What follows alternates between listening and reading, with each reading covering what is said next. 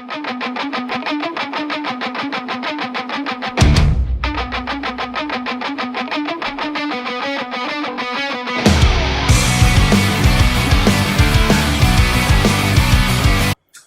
what's up, guys? Welcome back to another episode. This is Take It to the Hizzy Fantasy Football, TITTH number 6. Today we're going to be talking about all the matchups coming up for this NFL Sunday and Monday night. I'll touch back here on the Bears and Packers game a little bit, but we're mostly going to be covering some DFS plays, some deep flyers, some must starts, our flex guys in each game, and just going over some varied storylines from each matchup. Starting off, Bears and Packers, pretty pitiful performance. Trubisky had a ton of issues in the passing game. We didn't really know what to expect from the Bears running game. They had that three-headed running game with Mike Davis, David Montgomery, and Tariq Cohen. Tariq Cohen getting used mostly as a wide receiver, barely at the running back position. David Montgomery looking good, but then not maybe getting enough touches. And then Mike Davis really playing a lot of snaps out of receiving positions, running back positions. Mike Davis is a guy that you're probably going to need to own in fantasy football for sure.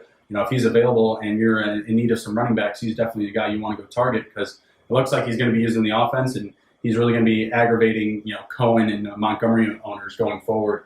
I do think that Montgomery can get used into the running game a little bit more going forward. He did show a lot of skill, a lot of ability to break tackles and create some space for himself. So there was some potential there, but the Bears didn't really use him. And they passed a ton. That didn't really seem to fit their mold. They put themselves really in just a bad situation, leaning on Mitch too much. On the flip side, the Packers defense looked great.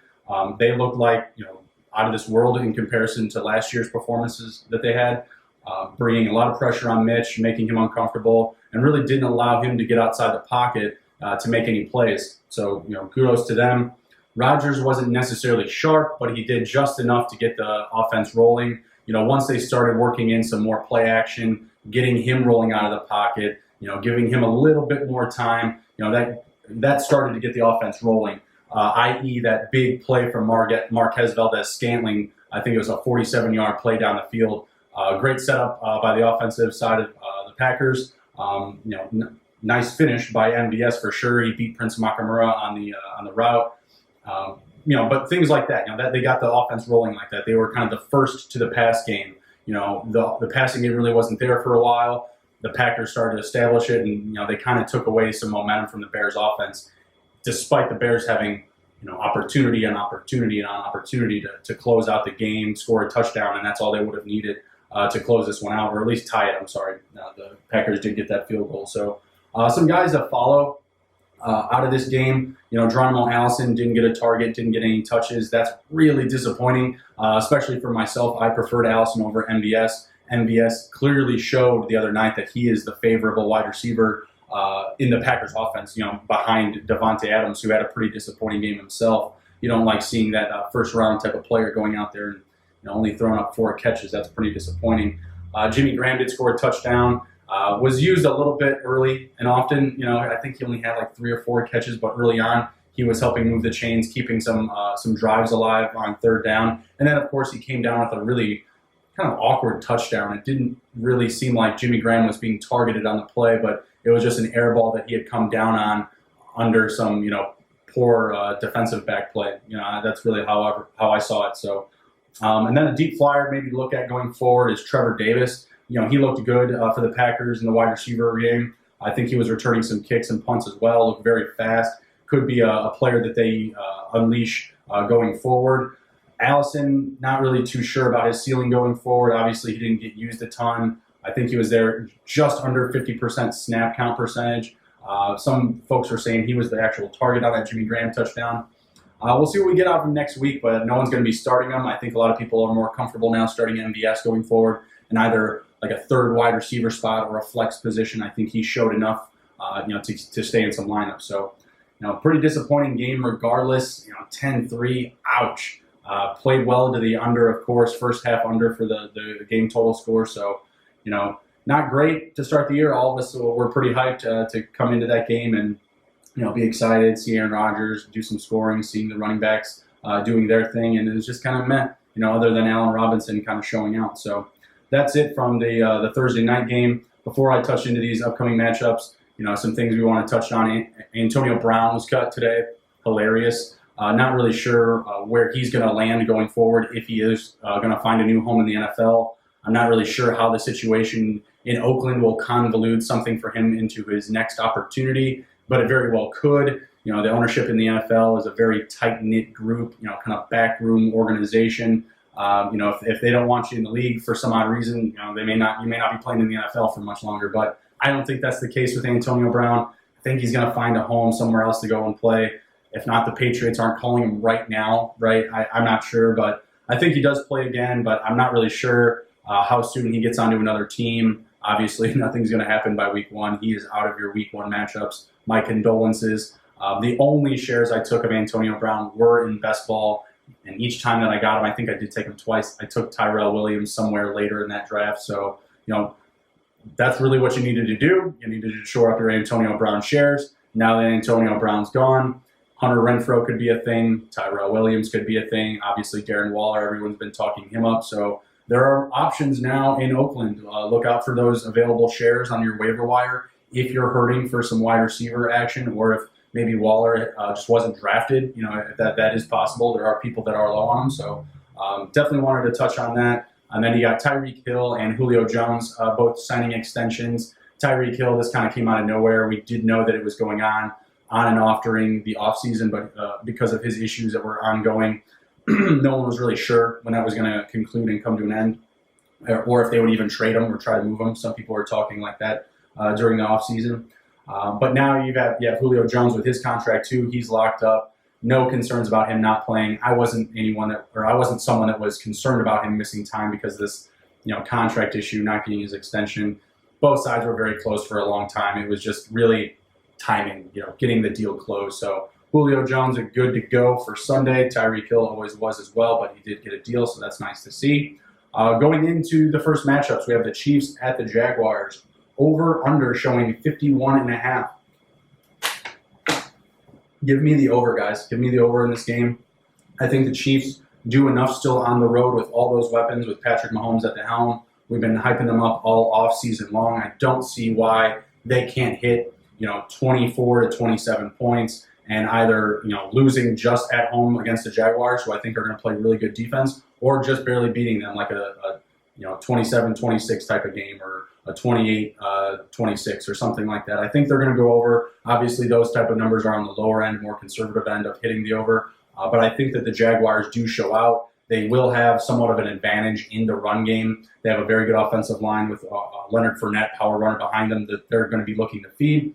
And if they do go down early, I just see a lot of D.D. Westbrook and Nick Foles. You could see some Jeff Swain mixed in there. They were talking that, you know, he had some solid chemistry with Foles. I'm not sure where he's at as far as health-wise. I know he was a little bit banged up. And then you have those other receivers that we're just not really sure on for the Jaguars. You know, Marquise Lee, DJ Shark. I think they're going to get mixed in, but I think we'll see a lot of DD get worked out of the slot. And I think we'll see some pass catching for Leonard Fournette as well. If there is a weakness on the Chiefs, it's going to be their defensive running game, right? They're a little bit better in the pass. I think that the rushing game against them will do a little bit more work in Jacksonville. I think Fournette will have a good day. As far as the Chiefs side of the ball, you know, you're going to have Jalen Ramsey on Tyreek Hill. That is something you're going to want to watch. You're going to want to look for some mismatches by Reed that he tries to create with moving Hill around at the line of scrimmage, putting him into the slot, giving him rushing opportunities, and try to work him out a lot. I think Kelsey will have a big day. I think that Williams will get mixed in the passing game and in the rushing game. McCoy, I don't think, is going to come out and do a ton in this game. I think that he may actually get used. He might get a handful of touches, 3 to 5 touches, but I don't think McCoy will do a ton. He's not worth starting this week, absolutely. Wait and see going forward with him. He still has to get onboarded, brought into the system, learn the playbook in its entirety and all that. Obviously, Mahomes is a lock to start. Those last 3 guys I mentioned are a lock to start. D.D. Westbrook and Leonard Fournette are the only guys that I would consider starting from the Jaguars. There's really no one else there that I'd pop into a flex. No DJ Shark, no Marquise Lee, none of the tight ends. If you want to start Nick Foles in a super flex league, I suppose that's acceptable based off of the offense, and I think there are opportunities this week against a Chiefs team that's coming on the road, coming to Jacksonville, going to be a little bit more humid, a little bit more hot, after those storms that ran through. Foles, Shark, Lee, flex options for Jacksonville. If you are putting Foles in a super flex, like I said, not touching the tight ends. Guys to watch for potentially, like I like Mecole Hardman. I think that Sammy Watkins and Hill could find some issues early on. You got guys back there like Jalen Ramsey and AJ Bouye that are really, really good cornerbacks, really good defensive backs. So I look for them to cause some issues early on. I think that Hill and Watkins may have some big second half play. I think that early on, as both teams are feeling each other out, Chiefs playing on the road, you may actually hit the first half under. I'm not sure what that number is, but that's the type of game where I see, kind of moving along into the third and fourth quarter, after they're both kind of feeling each other out. So I like the Chiefs to win in a close one, but man, I could see the Jags pulling it out at home. I could see them doing it. It's a big trip for the Chiefs still. The Jags have a really good defense. It's a great matchup to start the year. Everyone was really hyped on the Chiefs, and I think the Jags could kind of put them in check, put all of our fantasy hype in check, almost similar to the Bears-Packers. Everyone's kind of hyping up some of these weapons for the Bears, and Packers put their toys in check. So I think the Jaguars have the opportunity to do the same thing, but I think they do just enough to hit the game total over of 51.5. Give me the over there. Next matchup, I have the Falcons at the Vikings. Over-under showing 47 points. Give me the over on that. Over 47 points. I think that the offenses are both going to get rolling here. Another matchup where I feel that in the first half, you're going to have some feeling out process. Julio Jones, Xavier Rhodes is a good example of that. Xavier Rhodes is a very well-established cornerback in this league. Julio Jones, obviously one of the best, right? But I think that Xavier Rhodes is going to kind of put him in check to start the game. I think the first quarter you might find a quiet Julio, but going forward from there, he's going to really find his space and open things up. Same thing on the coaching end of things for the Atlanta Falcons. They're going to see some spots where he's not available to get open, not being able to get that extra edge. They'll correct the situation and find some spots for him to create space in the open field. Both teams are definitely going to look to establish the run. Devontae Freeman should not be facing too many loaded boxes, so him getting rolling and getting a consistent flow in the game is really important to the Falcons and their overall game plan. If they can control the clock on the road against the Vikings, it'll be a huge advantage. And the Vikings will be looking to do exactly the opposite while at home, right? They're going to want to milk it, feed Dalvin Cook. They have some backups there in Madison and Boone that can carry the ball, that can kind of take some leverage off of Dalvin Cook, not make the workload too much for him early on. But I think that they're going to try to get Cook rolling, pretty quickly. I think that the running game is going to be very important to both sides, and early on you may not see a ton of passing attempts. You have Kirk Cousins, with Adam Thielen and potentially Diggs there. Diggs is dealing with a hamstring injury, was limited on Thursday but was out of practice on Wednesday. I'm not sure what he was doing on Friday. I think he was just there but limited once again. Late add to the injury report midweek on a Wednesday. Really unfortunate. I'm somebody that put first-round draft real estate in him. Is a keeper league, mind you, so his value got pulled up a little bit. But regardless, he's someone that is important, a big piece of real estate in my drafting strategy, right? So I'm going to want to see him on the field, as I'm sure many of you will as well. If they don't have him there, obviously big week for Thielen, right? Chad Beebe is a big DFS play. If Diggs is out, I would really like the Beebe, Cousins, Cook stack. I think that Thielen would just get a little bit too much draw on that DFS percentage. I think that if Diggs is out, everyone's going to be running to the Thielen wagon. I'm going to run to the Chad Beebe wagon just because I think, hey, while everyone's going left, go right, and you might be able to find some money there, some margin there.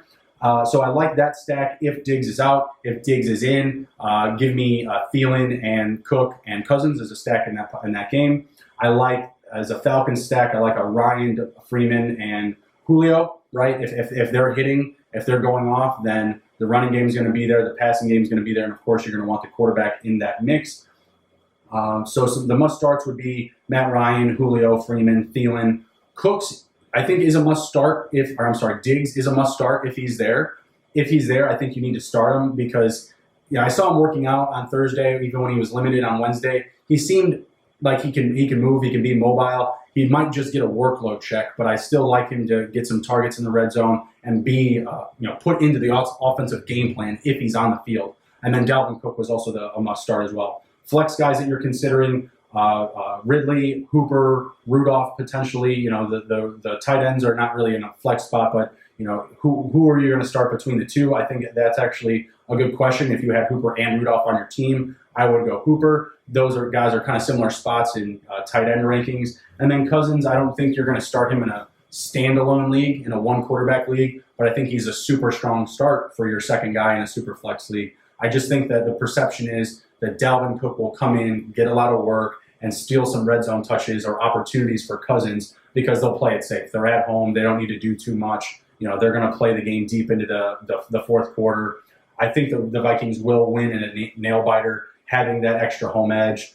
Some guys that I'm going to be watching for are Madison, Irv Smith.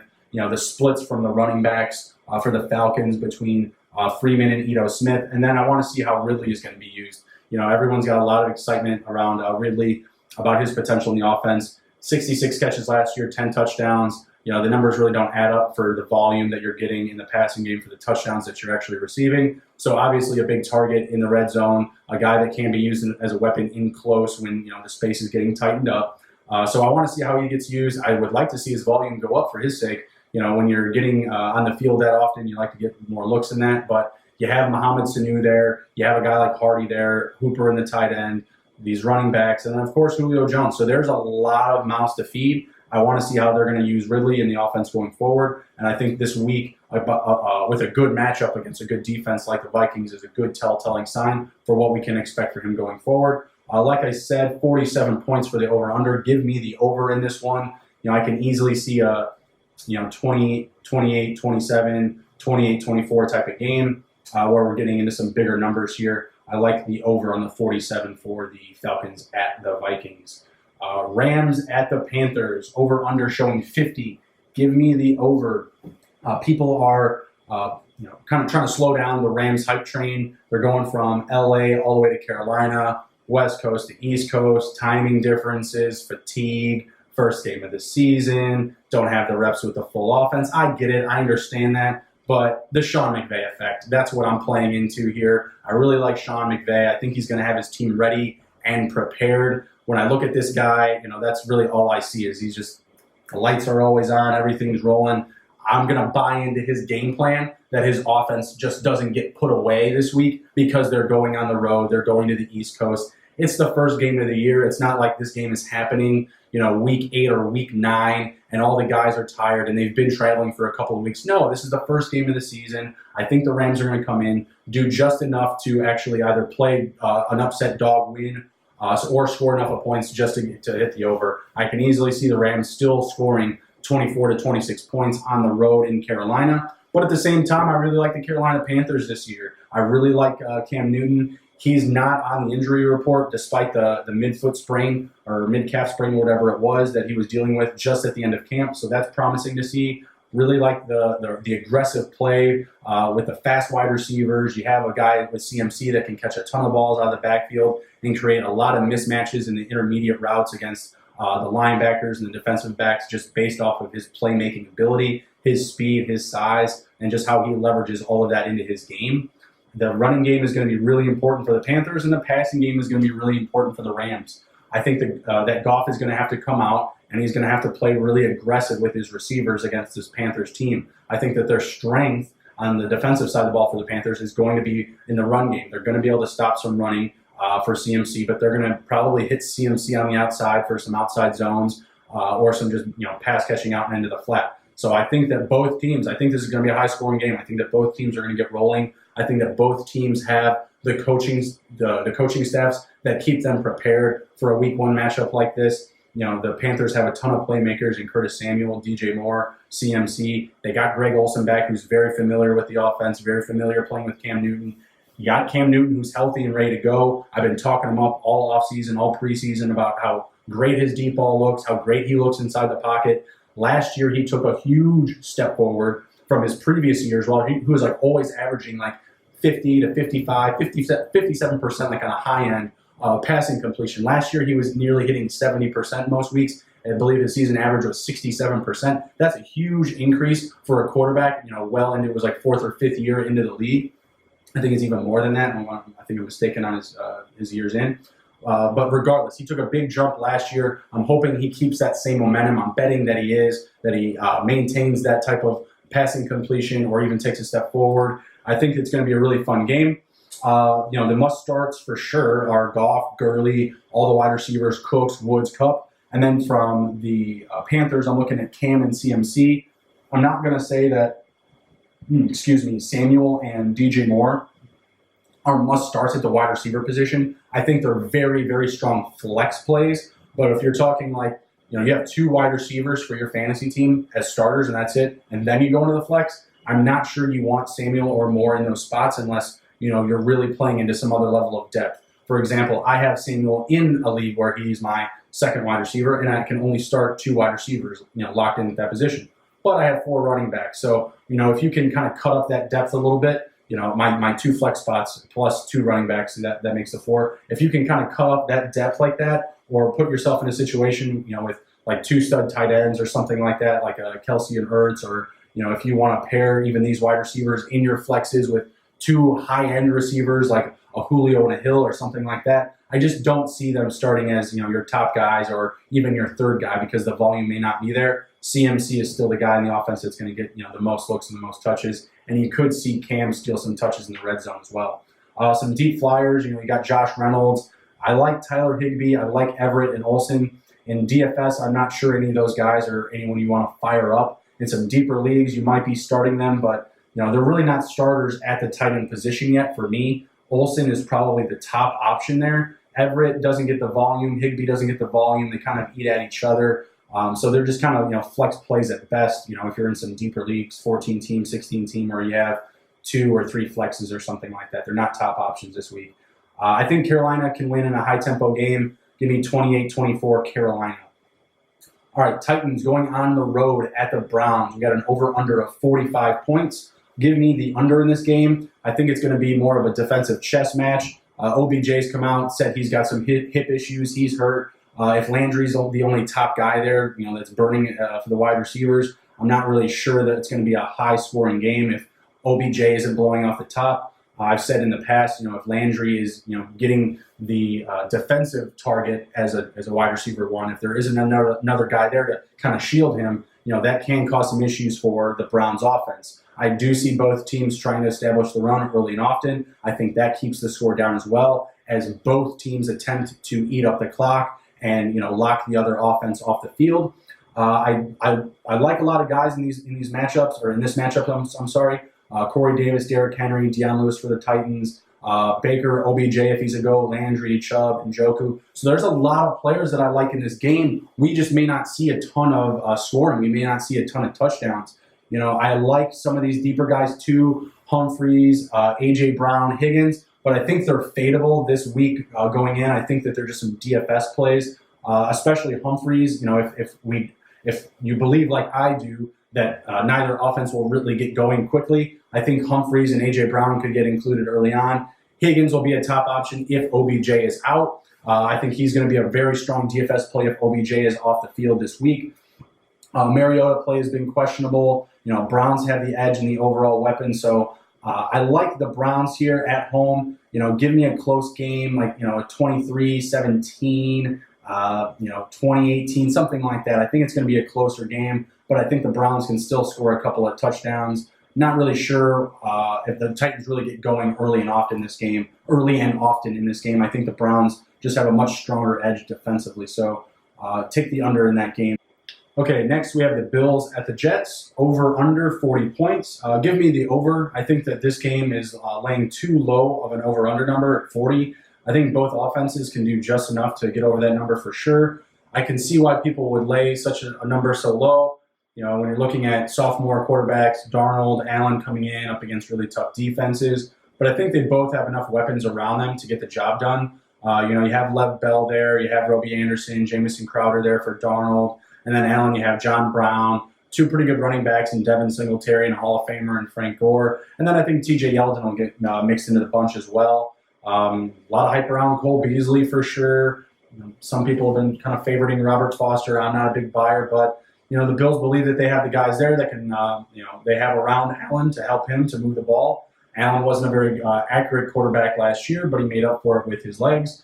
Darnold didn't have the greatest QBR rating. I think he just finished just ahead of Allen and maybe Lamar Jackson or another quarterback that I'm forgetting. But I believe that both of them take a step forward this year. They have some better weapons around them. The Jets last year didn't have great weapons. The Buffalo Bills had even worse. So I'm definitely starting Le'Veon Bell, Robbie Anderson, John Brown, some flex guys, Devin Singletary, not putting Frank Gore in any flex spots. Sorry, Frank Gore. And then give me Jamison Crowder as well. Those are really the only guys that I'm throwing a dart on. No tight end on either side that I'm going to be playing. Give me a Jets narrow victory, 23-20 at home. You like the home edge there for them. And I think they can kind of control things a little bit more with the run game than the Bills. Again, both sides have good defenses, good secondaries, so there's going to be issues for both offenses. I think both quarterbacks can definitely throw an interception or two here or there. The Redskins at the Eagles are next. Over under 44.5. Give me the under there. Redskins are going to try to eat up a lot of clock with the run game, using a lot of Darius Guice, Adrian Peterson. I think we will see a healthy mix of Case Keenum and Trey Quinn working out of the slot. I think that'll be kind of a real thing this season. A lot of questions, though, still with the Washington pass game. Paul Richardson, Josh Dotson left. You have the two guys I mentioned with Quinn, and then the running backs. Not really sure what to expect there. I think that Philly's going to do a lot of work on defense. I think that they're going to get a lot of stops, a lot of close in third down spots because they're going to be running the ball a lot on first and second down. The Redskins with Guice and AP. So I look at their defense as a really strong play this week. I'm starting the Eagles defense in a couple of spots. I think they're really going to try to ease Wentz back into the system with a fair amount of running on the Eagles side of the ball as well. I'm definitely starting Wentz, Alshon Jeffrey, Zach Ertz, Darius Guice. I'll flex out in this game. Adrian Peterson, Chris Thompson, Djax. Vernon Davis, I think, is a really sneaky DFS play with Jordan Reed out. I think that he's definitely a guy that could pop off 2 touchdowns this week. If the Redskins can get inside the red zone. They don't have elite targets there. So a guy like Davis with some experience, I think, could really help out down there in the red zone. But I don't see Washington scoring 2 touchdowns. Give me the Eagles with a fair margin, 27-10, under the game total of 44.5. Really like the running game there from both sides. I only see Wentz throwing 1, maybe 2 touchdowns. Zach Ertz is obviously the most likely candidate for receiving a touchdown in the game. Next up, we have Ravens at the Dolphins. Give me the over-under 39.5 with the under. Ravens should have no problem getting the run game going, but I do believe that it's going to take a minute for the track meet to start in Miami at the Dolphins. I think that the Dolphins will do enough early on to kind of slow the Ravens and kind of make it just kind of a boring game, I think. I don't think it's going to be a very entertaining game unless Fitz just tries to start and eat up the Ravens secondary, which I don't think will happen. I think that the Ravens have enough upfront pressure that they're not going to allow Fitz to get going or the deep ball to come into play too often or even at all. Could be a track meet for Baltimore once they get things rolling in the third or fourth quarter. Just wear down the Dolphins defense. The Dolphins, all they're playing for is pride and first, second, third, fourth, or fifth pick in next year's draft. They're playing for Tua. They don't have any playmakers. I'm not starting anyone on their team. I'll throw Lamar Jackson and Mark Ingram in some lineups in standard leagues or regular, standalone quarterback leagues. I'll flex out some Miles Boykin, some Willie Snead, some Kenyon Drake, some Kalen Ballage, but not guys that I feel super confident with. Marquise Brown is going to play us in this game, so that takes away some Miles Boykin value, but not looking at anybody on Miami. No receivers there. Like I said, Drake and Ballage in your flex if you need to. I'm not going to feel comfortable in them with those guys in starting running back positions. Next, we have the Colts at the Chargers. Over under 44.5. Give me the over. Colts are looking to move on from Andrew Luck. Everyone is, I think, kind of feeling the under in this game because Luck isn't there. Not going to be pushing the Colts' weapons and their ceilings this weekend or this year even. I like Mack. I like Hilton this week. I think the tight ends will get mixed in quite a bit with Ebron and Doyle. They both are still talented guys at their position. Give me Hilton, Mack, Rivers, Keenan Allen, Hunter Henry. I'll flex out Austin Eckler, Mike Williams, Justin Jackson, Jacoby Brissett, Ebron, and Doyle, any of those guys. I think it'll be a fun game. I think it'll be a little bit more high-scoring than what people think. The Chargers are hurting. They're missing Okung on the offensive line. They're missing James in the backfield as a safety. So there's some opportunities on both sides of the ball, obviously with Andrew Luck out, and then obviously with the Chargers with 2 big position players going to be out of this game. I do like the Chargers still. Give me a 28-17 Chargers victory. I do think they'll hit the over in this game, and it'll be a little bit more entertaining than what people are thinking or assuming. Next, I have Bengals at the Seahawks, over under 44.5. Give me the under. Seahawks are going to own the clock in this game. I think it's going to be a big game for Chris Carson and all of his stockholders and shareholders in fantasy. Anyone that was listening to me and bought into the Chris Carson hype, I think you're going to be licking your chops this week. Seattle D is going to be all over the offensive line for the Bengals, not going to allow them a lot of time to get things going. Dalton's going to need to get the ball out of the pocket quickly. If he is not, look for him to get pulled. I don't trust Dalton at all. Do not start him in standalone leagues. Do not start him in Superflex. It'd be a little bit different if they had the offensive line built out. If Jonah Williams didn't get hurt, if A.J. Green didn't get hurt, we'd be talking a lot differently about the Bengals and their opportunities this season. But right now, they're just a little bit too far behind the 8 ball, East Coast to West Coast, playing in a very difficult situation in Seattle. Crowd's going to be crazy. First game of the year for them. Don't trust the Bengals whatsoever. If you want to do kind of like what I was mentioning with the Dolphins about completely fading the public and just like starting a stack for the Dolphins on DFS, the stack here would be Dalton, Mixon, and Boyd. I'm not buying that stack whatsoever. I'm not lining it up whatsoever. The starters that I'm for sure trusting: Wilson, Carson, Lockett, Mixon, and Boyd. I think Mixon and Boyd will be included enough just because they're going to be playing from behind. I think that Seattle will eat a ton of clock, and therefore the Bengals are going to have to try and push the ball down the field. When they get the ball, they're going to want to set the tempo a little bit differently to get the offense back out there and wear back down on them. If you want to flex anybody out, you got DK Metcalf, you got Damian Williams filling in for A.J. Green, and then throw a dart on Tyler Eifert. I'm a part of the Eifert fan club. Wish him and hope for the best for this guy. He's healthy. He'll have opportunity with A.J. Green out. They're going to be playing from behind. I like him as a DFS play this week, but give me the Seahawks 28-10. I don't think the Bengals get anything going. I think the Seahawks are going to eat up a ton of clock. Next, we have Giants at the Cowboys, over under 44.5 points. Give me the under. Zeke is going to be back and doing his thing, but he's going to be on limited touches regardless. The guys that have been there, Pollard and Weber, and really just the rest of the team in general, they're more conditioned. They're ready to go. They're ready for week 1. Zeke has been chilling in Cabo. I don't care what type of yoga or special activities they have over there for his workout regimen. It's not the same thing as being with your team in training camp preparing for week 1. So I do think that he's going to take the back seat maybe in the second half when the game is close and they're playing deep into the fourth quarter looking for that victory. I think that's when we might be able to see him get pulled. You're not going to see him get pulled out of any red zone opportunities, but when they need to pass the ball a little bit more and they need some more speed and some more guys that have those intricacies, have that extra step in the pass game and can hit the outside a little bit quicker, be able to turn on a dime a little bit quicker, whatever. Zeke's a professional. He can do all that stuff still. It's just out of practice, right? Like the coaching staff isn't going to be like, hey, we're going to play Zeke the whole game. We're going to limit his touches. He hasn't been there. These other guys have. It's just the theme of the NFL. I think Dak and Cooper are going to move the chains early and often this week. I think that the Giants can keep the pace if Eli has an A-plus game. I don't bet on that happening. I think Eli is a candidate to get pulled. But if the Giants keep pace and they're doing their thing and Eli's on his A-plus game, Dan Jones could be sitting over there on the bench for quite some time if Eli's out there balling out. So I'm not betting on it. Still could. Guy's got a ton of experience. I'm not buying any of the Giants' weapons outside of Ingram and Barkley this week.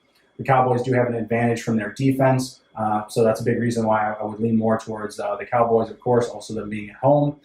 Zeke, Dak, Cooper, Barkley, and Ingram are the instant starters. Flex guys, I have Sterling Shepard and Michael Gallup, guys that I don't want in my starting wide receiver positions, but guys that I'll absolutely line up at a flex this week if I need them. Michael Gallup has a lot of value. I think that Cooper is going to have a big game, but Gallup will have some options. He'll have some opportunities playing behind Cooper, and the defense trying to concentrate on him some. Barkley is going to get rolling one way or another. If he's not getting the ball in the rushing game, or if he's not moving the chains in the rushing game, he will catch passes. He will run routes. They will feed him. He's going to have a big week. Give me over 100 all-purpose yards for Zeke and a touchdown, maybe even 2. But I like the Cowboys still 24-17 at home, playing to the under of 45.5 points.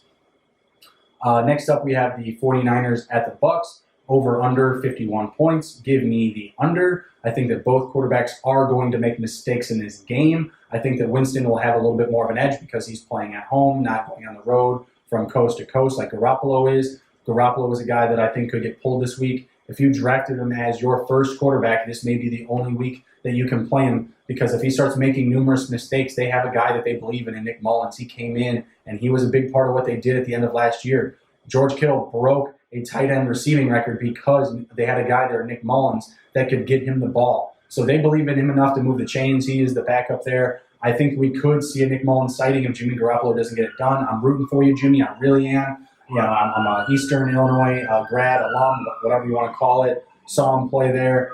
Dude's got an awesome arm. Can get the ball out with the fastest, with the best of them. But he just hasn't shown me a ton. Hasn't passed the eye test for me this offseason or preseason. So I like him a lot, but not sure he gets the job done there. Going to be in a questionable situation, especially up against a Bucs defense that's pretty bad. If he doesn't get going, it's not good. Like, if you can't score and move the ball against the Bucs defense, like, Jim, I don't know what to tell you, buddy. Like, this may not be for you. You might want to look into a different profession in maybe Silicon Valley, or I don't know.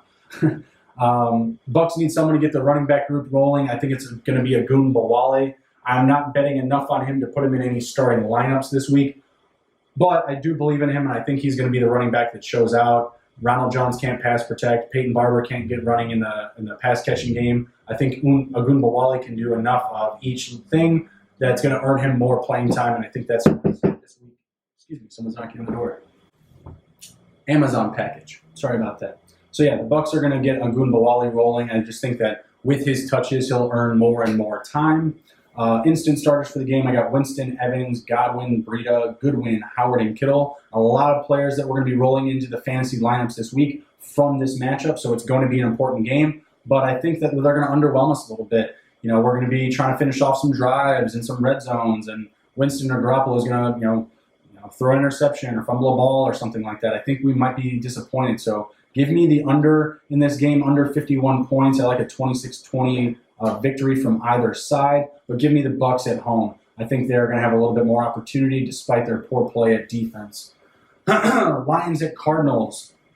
Over-under. Give me under 46 points. The passing game is going to be there for both teams, but again, I see some mistakes being made by both quarterbacks.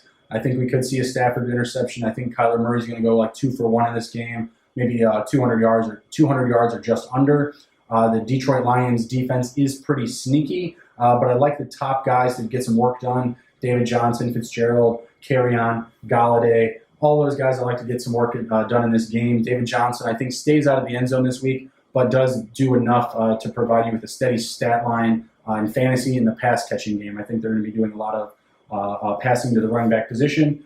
Fitzgerald, I think, could get a touchdown this week. He has opportunity. I benched him this week for Tariq Cohen in one spot. Might have to actually start him for Diggs if he doesn't play, but that was kind of a back and forth that I was dealing with. I do think Fitzgerald could score his touchdown, but I think he could only get like 4 to 5 catches because the air raid offense is built to spread the ball around. It's not for concentrating in on one player.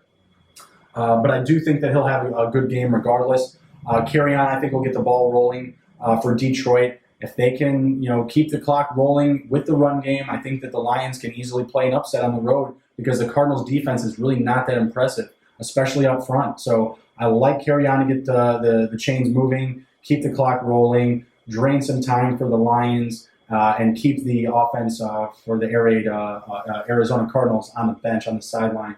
Kenny Galladay's got a lot of opportunity with Patrick Peterson being out this week. He is a top DFS play, I'm certain. Maybe a little bit too favorited because everyone's going to be all over it. I'm not sure. And then we have Murray and Stafford. Give me 2 and 1 for both of them. 2 touchdowns, 1 interception. I think they're both viable superflex starters this week based on their matchups. I do think the defense for Detroit is a little bit sneaky, but the defense for the Cardinals ain't so sneaky. I think Stafford could have his way this week if they give him the opportunity, if they let him throw enough. Give me Marvin Jones and Christian Kirk in some flex spots. I'm not starting tight ends on either side, despite the tight ends for Detroit being significantly upgraded from the opposite side for the Cardinals with Hockenson and James. But I'm not going to start either of those guys. Jones and Kirk are my flex spots, and then I'm easily starting Johnson, Fitzgerald, Kerryon, and Kenny Galladay. Give me the Lions upset the Cardinals on the road 21-17, playing to the under 46 points. Steelers at the Patriots, over under 49 points. Give me the under. I think the Patriots' secondary and defense is going to get work done in this game. They're going to focus in on Juju Smith-Schuster, try to remove him from the game plan. That's what Bill Belichick does best. He targets your best guy, and he takes him away, takes away your favorite toy, does not let you play with it.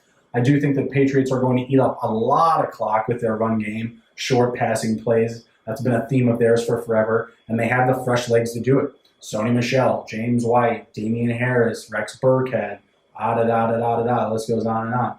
Steelers are going to need to push the tempo to win. They're going to need to push the ball down the field and really come out with a strong combination of run, pass, or however they want to cut it up. But they can't lean on one more so than the other. And I say that because Ben and Tomlin like to come out and spread things out. And you know what? We're going to throw the ball 8 straight plays, all the wide receivers spread out, Connor spread out to the left, out to the right, whatever, and that won't work. It's not going to work against the Patriots. I hope that Tomlin comes in with a methodical game plan, because it could be a really entertaining game. It could be a really fun game if both teams are scoring a lot, but I don't think that's going to be the case. I think it's going to be a lower scoring game. My starters that I'm locking up for sure, James Conner, Big Ben, Juju, Vance, Brady, Edelman, Michelle, Gordon. A lot of weapons here again, a lot of fantasy options, guys that we want to see on the field scoring points, but I'm not necessarily sure it's going to happen this week. Give me some shares of Conner and Vance. I'll take a Conner, Vance, and Big Ben stack this week because I think that you can find some more options at the wide receiver position that are just more favorable than Juju. I think that he could have a good week, but I think Bill Belichick's big focus in this game, or main focus, is shutting out Juju. So that's someone that I might be worried about this week, and I'll probably fade in DFS because I think the game plan is going to be working against him significantly. Flexing out James White, Demaryius Thomas, Dante Moncrief. I think that Moncrief and James Washington is an interesting thing, similar to the Geronimo Allison and MVS situation. MVS did work the other night, and I was suspecting Geronimo Allison to be the guy. Packers said, hey, Allison to the slot, playing there early and often. Aaron Rodgers loves to throw to the slot, 117 pass rating to that space, but MVS was the guy. So taking that information that the NFL teams give you, you have to take it with a grain of salt. Moncrief, Switzer, been there with the ones in preseason. Washington had a great preseason, but he's been playing with the twos. He's been playing with Rudolph, not been playing with Ben. So he's been getting action and playing well with it, but at the same time, he's not playing with the starters. I think Washington and Moncrief are both sneaky plays this week. If you're dialing up a lot of multiple lineups in DFS, I think one of them should make your cut because I think Juju is going to be the priority there while playing at New England. Give me the Pats 26-20, 24-17. Definitely going to be playing to the under of 49 points. I think that's a little bit too high. I think they're teasing us on that one a little bit too much. All right, Monday Night Football. Texans at the Saints. Over under 52.5 points. Give me the under. Texans just have one too many brand new toys for me. With the running backs, Hyde, Duke, you have Tunzel coming in, you have Stills coming in. Kiki Kute has been a little bit beat up. Fuller and Hopkins are the best options to me right now in that offense because they've been there, they're healthy, and they're ready to roll, right? They know the game plan, they know the scheme, they know their team and everybody around them. And I do think that they're going to be playing from behind against the Saints. So I like those two the most, but I don't think that the Texans are going to do a ton because I think they're going to get one-dimensional some point in this game. I think that the running game is going to get stalled. It's going to be slowed down. So I think they go one-dimensional in the pass game. The Saints will sneak onto that. They have a good secondary. They have a good defense up front. Really, their intermediate play is the only thing in question. And they just grabbed Kiko Alonso from the Dolphins, those sneaky sons of bitches. So they're making upgrades all over the place. The defense is strong. I don't think Alonso will have a big presence in the field this week. Same thing with Houston, bringing in Tunzel, getting him familiar with his O-line. That's going to be happening. And that's why I think the Saints will take this one for sure. Going to be playing to the under. I like Breeze, Kamara, Thomas, Cook, Watson, Hopkins, Duke Johnson Jr., all viable starters for me. I'll flex out Hyde and Tengen. Those are some top flex options. And then you have Hyde and Stills and some deeper formats or DFS plays. I do like the Breeze, Kamara, Thomas stack this week because I think that they're going to do well in close. I think that the Saints are going to try to eat up clock, run the ball a lot. That's their theme. That's what they do. That's their strategy. But I do think Thomas and Kamara have some big weeks because later in the game, as it's transitioning from a slower running game for the Saints, I think they'll start to pick up the pace, pass the ball more, and they'll get Kamara and Thomas rolling I like both of them to score a touchdown this week. Like I mentioned, Hyde, Stills, deeper flex, DFS plays. Fuller, Ted Ginn, flex, DFS plays, not as deep. I think they can be started in some lineups. Okay, last game. Last game for Monday Night Football of the week. Broncos at the Raiders. Obviously, AB is cut now. He's no longer there. I was favoring the Raiders in this game. I am no longer doing so. Over-under is 43 points. Give me the under of 43. I think that the Broncos will come in and they'll slow things down. They have Royce Freeman. They have Lindsey. They'll run the ball quite a bit, not ask Flacco to do too much early on, which I think is important because they have some really good wide receivers there. And if they can kind of protect Flacco in the passing game with a solid running game, they could be a really dangerous team this year. You know, having weapons like Sanders, Deshaun Hamilton, Cortland Sutton. They really like that guy, Patrick, back there. Is it Terry Patrick? I'm not sure. Not remembering his first name right now. But they have a lot of pass catchers that they like. They have Noah Fant that's been doing well. He's healthy now. Jake Butt was there, and they were really like what he was showing, but he's banged up right now. So they have a lot of weapons there, and if they can really get things rolling, I can trust them this year. I really can. They have a viable defense. I think Jacobs is going to try to get the ball moving for Oakland early on. I think they're going to try to lean on him now with AB out.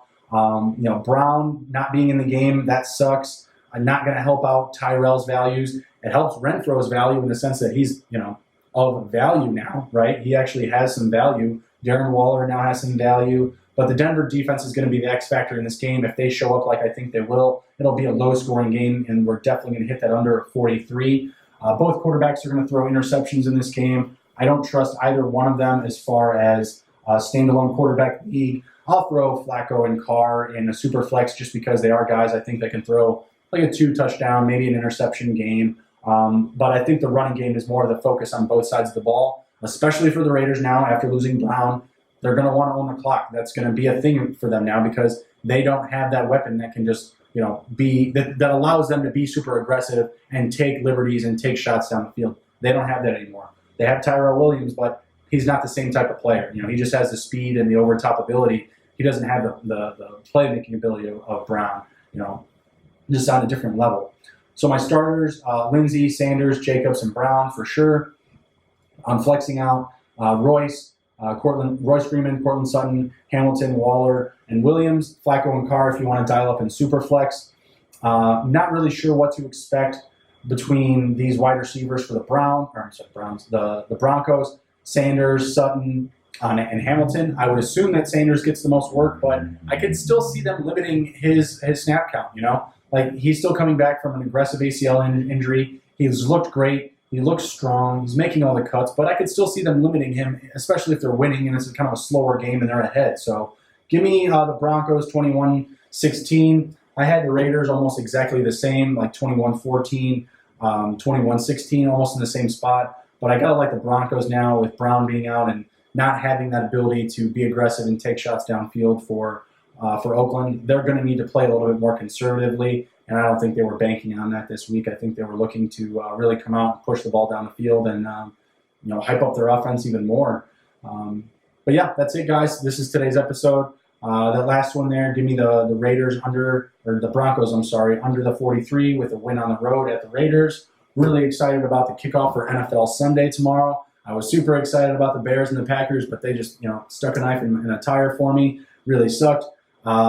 Really excited about tomorrow. Hope you guys are too. We're going to be scoring a lot of fantasy points. I'll have updates on injuries, guys that are questionable, guys that are getting locked in or locked out of lineups. Definitely be following everything on Twitter tomorrow, guys. Don't wait till the last minute to check your guys and find out somebody's out and then having to fly all over the place for information. You don't want to do that. Get everything locked in nice and early so that you can relax and then just follow it steadily all the way to kickoff. Really excited, guys. Hope you guys are too. Ready to roll into week one. Going to be doing this every week where we go through the matchups.